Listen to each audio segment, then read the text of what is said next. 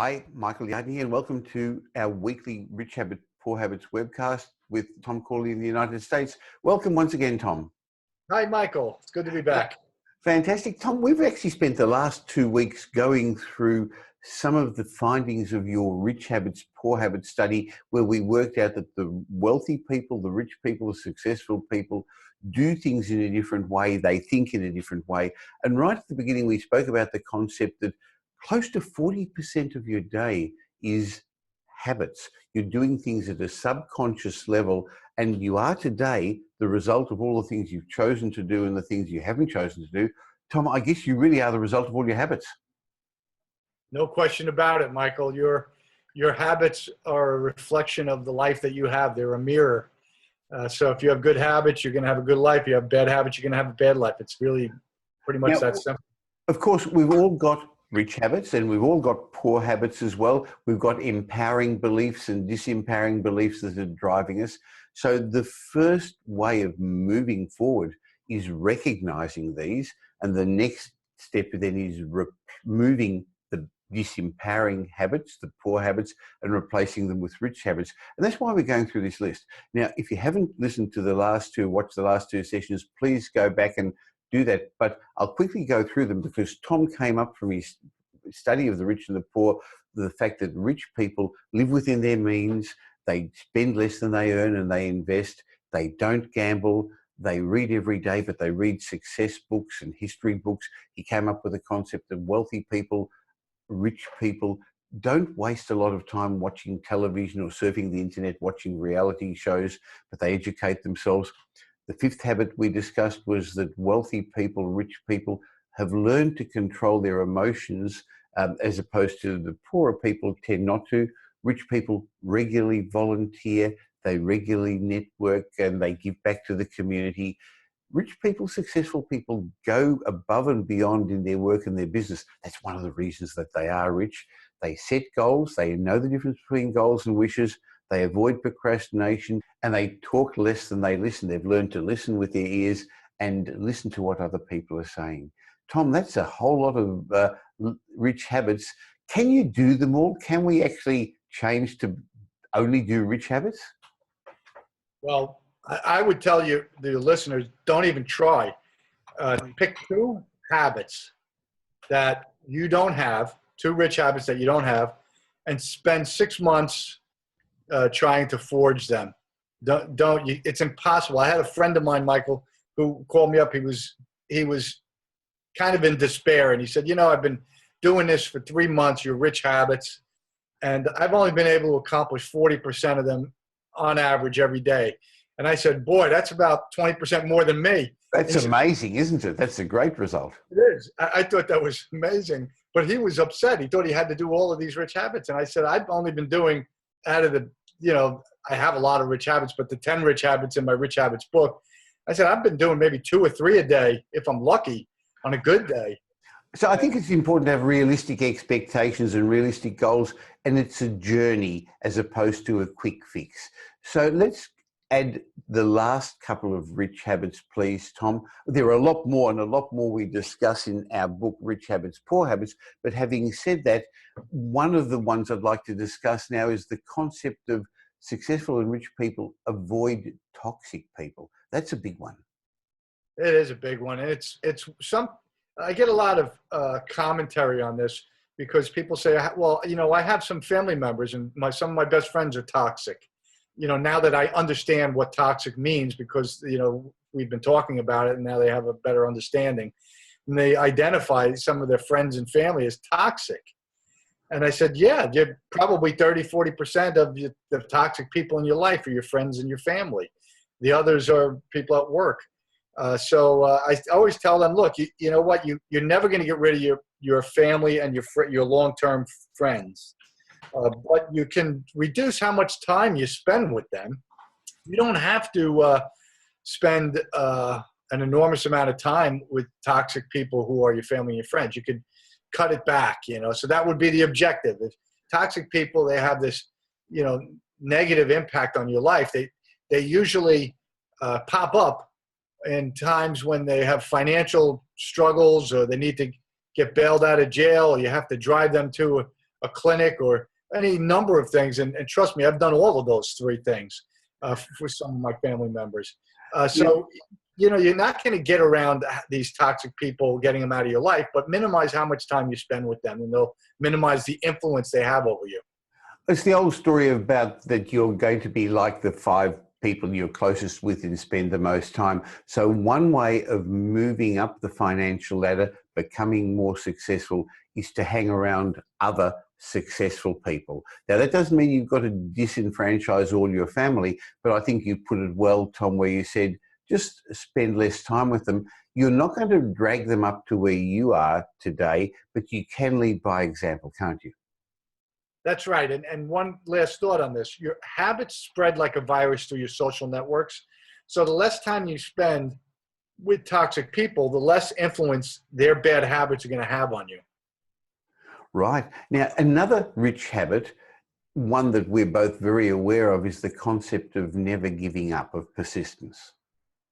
Yeah, this one I love. I actually think persistence is the most important success trait. It's right up there with dream setting.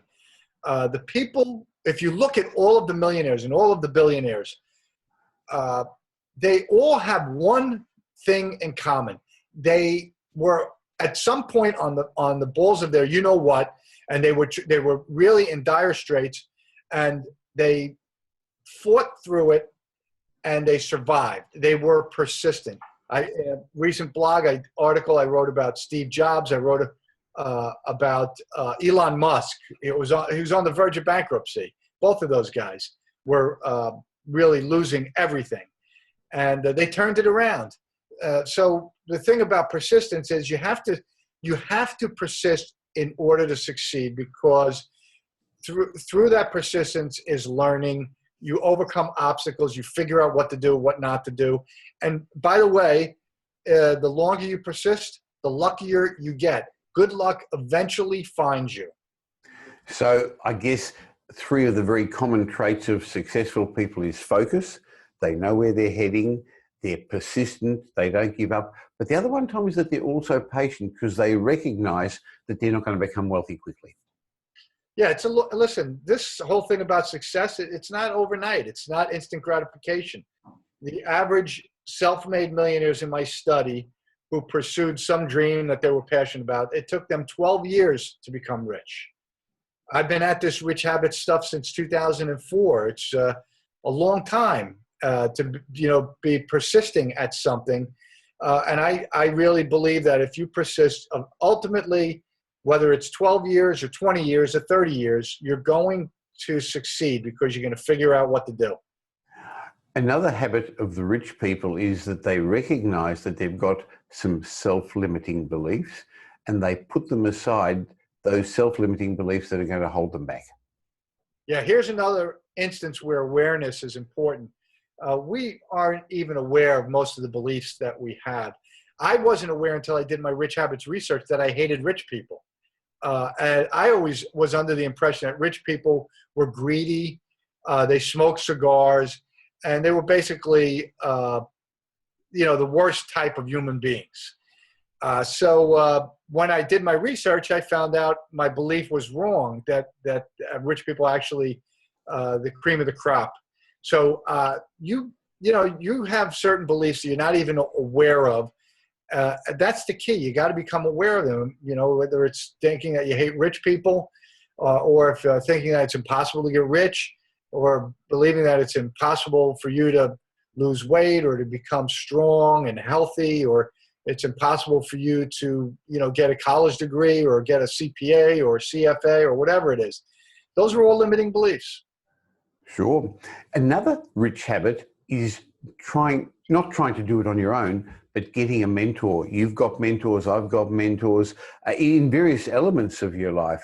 I know the thing that took my investing and my success and my business to the next level is when I realized I didn't have to do it on my own, but I could actually stand on the shoulders of my mentors and look further. I know that with my mentors, I have transformational conversations. They look after my back. They see my blind spots. I still today pay over $100,000 a year for business coaching, and I see that as an investment not as as an expense. It's helped me build the national business that I've got, Tom. Yeah, well, the thing I like about this topic is from my research, you know, I said that it takes the average self-made millionaire about 32 years to become wealthy, to accumulate $3.2 million. That was my number. Well, with the self-made millionaires who found a mentor in life, they actually cut that time period down to a third. And here's what's really cool.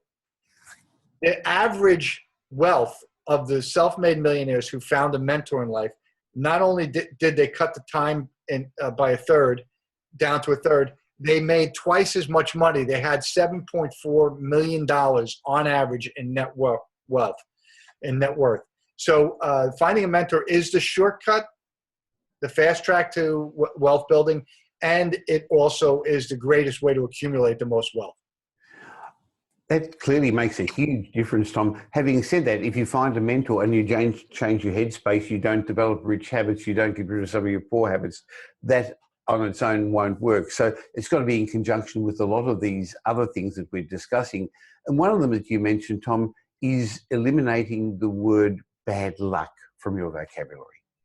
Yeah, I guess this could fall under the category of limiting belief, but it's also a mindset where you just believe that becoming wealthy requires some random good luck. A lot of poor people in my study believed that. The rich people don't believe really in random good luck or random bad luck as being the way people get wealthy or become poor. They believe that you have to create your own luck. I call it opportunity luck. And this opportunity luck is the byproduct of having good habits, of pursuing things that you're passionate about, of being persistent. So, you know, this idea that you have to, you know, in order to be rich, you have to be lucky. Well, I think that poor people have that misnomer. It's just a wrong thinking. Now, Tom, there's one last habit I'd like to discuss in this series that we've just gone through. And while it's the last one on your list, Tom, in some ways it's one of the most important ones, and it's the concept of knowing your main purpose. This and persistence are the two top things. You know, when you pursue a dream, it reveals your main purpose in life, your calling. Now, when I pursued rich habits and I started to study, and then I ultimately became an author, and I found that, damn, I'm a pretty good author. I've gotten awards for my books. I had no idea I was a good writer. Had no idea, Michael. But I pursued a dream, and it revealed my main purpose in life. And I think, so I came up with this exercise that allows any individual to find their main purpose in life. And by the way, why would you want to find your main purpose in life? Because number one, you're going to make the most money doing the thing that you love, because you're going to devote the most amount of time to it. You're going to never want to stop doing it. And when you wake up in the morning, you're going to jump out of bed because you can't wait to start getting involved with your main purpose. But so what I'd like everybody to do is to take out a piece of paper and write down all of the things in your life that you could ever recall that made you happy in life. And then on the next column, I want you to grade it from 1 to 10 and say 10 being the highest, what made you the happiest. And on the next column, I want you to identify 1 to 10 I want you to identify what type of skill is involved. And then I want you to 1 to 10 grade how much money that potential skill you can earn. And then you add these things up, and it'll lead you to finding your main purpose in life. Fantastic, Tom. Over the last 3 sessions, we've actually spent a lot of time talking about the differences between the rich and the poor. And some of these are simple. And interestingly, some of these discussions we've had are intuitive. But I don't therefore want people to underplay the significance of them. Sure, it would be fantastic to be able to take up all of these 16 habits, but that won't happen overnight. It won't happen instantly. So step 1 is recognizing, being aware of your habits, understanding the fact that there are habits, and that a lot of what you're doing is unconscious, subconscious programming that occurred to you when you were very young in life. And while it may have made sense then when you were didn't have the understanding that you have now, and you were probably taught by parents that were very well-meaning, but probably poor. So you were taught poor habits from poor people, despite them being well-meaning. Today, those habits, those things that you were taught then, are not relevant in your life anymore. So number one, be aware of them. Number two, remove the poor habits. And number three, start replacing them with rich habits. Boy, we covered a lot in the last couple of sessions, Tom. Thank you so much. Yeah, I think what we covered will help transform people's lives. And I want to highlight what you said is just pick one habit. Don't go overboard. Pick one, maybe two if you're really ambitious. And just stick with it for 6 months. And, you know, you'll be surprised what happens. Sure. If you want to find out more about this, in Tom and my book, Rich Habits, Poor Habits, you're going to get all the information plus a lot more to help transform your life. You can get it at richhabitspoorhabits.com. You can buy the Kindle version on Amazon, or you can get a hard copy book posted to you wherever you are in the world. So go to richhabitspoorhabits.com. And if you got some benefit from this session and Tom and my regular weekly sessions, please pass it forward through Facebook, through Twitter, through YouTube, however you're getting this, or just pass the link on from our blog to somebody else, because one of the rich habits is actually helping other people become rich, isn't it, Tom? It is. It's, you know, sharing these rich habits with other people is part of mentoring. And when you help other people succeed down the road, they remember you. Fantastic. So thank you once again, Tom. I look forward to speaking with you again next week. Sounds good, Michael. Thanks.